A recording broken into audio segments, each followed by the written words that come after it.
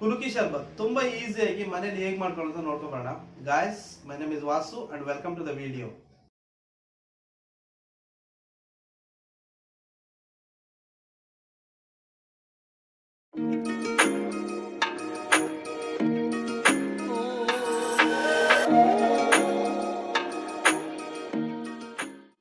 ಅಂಗಡಿಲಿ ಸಬ್ಜಾ ಸೀಡ್ಸ್ ಅಂತ ಸಿಗುತ್ತೆ, ಇಲ್ಲ ಕಸ್ಕಸ್ ಅಂತಾರೆ, ಕಾಮಕಸ್ತೂರಿ ಅಂತಾರೆ. ಅದನ್ನು ಸ್ವಲ್ಪ ನೀರು ಹಾಕ್ಬಿಟ್ಟು ನೆನೆಹಾಕಿಡೋಣ. ಒಂದು 5 ನಿಮಿಷದಲ್ಲಿ ನೀಟಾಗಿ ಉಬ್ಬಿ ಬರುತ್ತೆ. ಈಗ ಒಂದು ಗ್ಲಾಸಿಗೆ 2 ಲೆಮನ್ ಪೀಸು, ಆಮೇಲೆ ಸ್ವಲ್ಪ ಉಪ್ಪು, 1 ನಿಂಬೆಕಾಯಲ್ಲಿ ಅರ್ಧ ನಿಂಬೆ ಹುಳಿ, ಮತ್ತು ಮೆಣಸಿನ್ಕಾಯಿನ ಮಧ್ಯಕ್ಕೆ ಸೀಳ್ಕೊಂಡು 1 ಮೆಣಸಿನ್ಕಾಯಿ ಹಾಕ್ಕೊಳ್ಳೋಣ. ಆನಂತರ ಸಕ್ಕರೆ ಪುಡಿ ಮಾಡಿದ್ದಾದರೆ ಬೇಗ ಡಿಸಾಲ್ವ್ ಆಗುತ್ತೆ, ಕರಗುತ್ತೆ.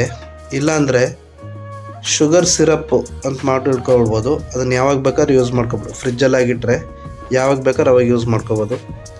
ಸೊ ಇಷ್ಟೆಲ್ಲ ಹಾಕಿ ನೀರು ಹಾಕ್ಬಿಟ್ಟು ಇದನ್ನು ಚೆನ್ನಾಗಿ ಈ ಥರ ನೀಟಾಗಿ ಕುಲುಕಬೇಕು. ಹೆಸರಲ್ಲೇ ಇದೆ ಕುಲುಕಿ ಶರ್ಬತ್ ಅಂತ. ನೀಟಾಗಿ ಕುಲುಕಿದ ನಂತರ ಕುಲುಕಿ ಶರ್ಬತ್ ರೆಡಿ ಆಗಿರುತ್ತೆ. ಈಗ ಇದನ್ನು ಒಂದು ಗ್ಲಾಸಿಗೆ ಐಸ್ ಕ್ಯೂಬ್ ಹಾಕ್ಬಿಟ್ಟು ಆಮೇಲೆ ಈ ಶರ್ಬತ್ತನ್ನು ಗ್ಲಾಸಿಗೆ ಸರ್ವ್ ಮಾಡ್ಕೊಳ್ಳೋಣ.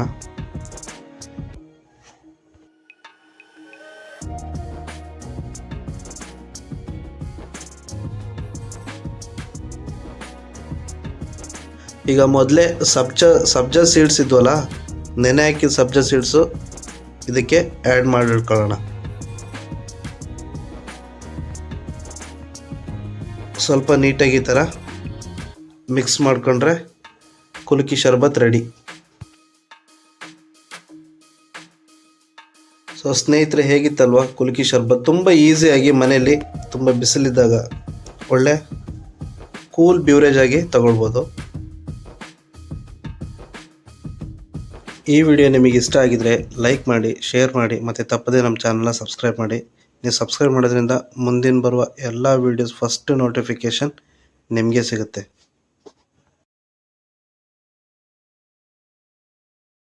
ಇನ್ನೊಂದು ಹೊಸ ರೆಸಿಪಿ ಜೊತೆ ಮುಂದಿನ ವಿಡಿಯೋದಲ್ಲಿ ಸಿಗ್ತೀನಿ. ಅಲ್ಲಿವರೆಗೂ ಬಾಯ್, ಟೇಕ್ ಕೇರ್.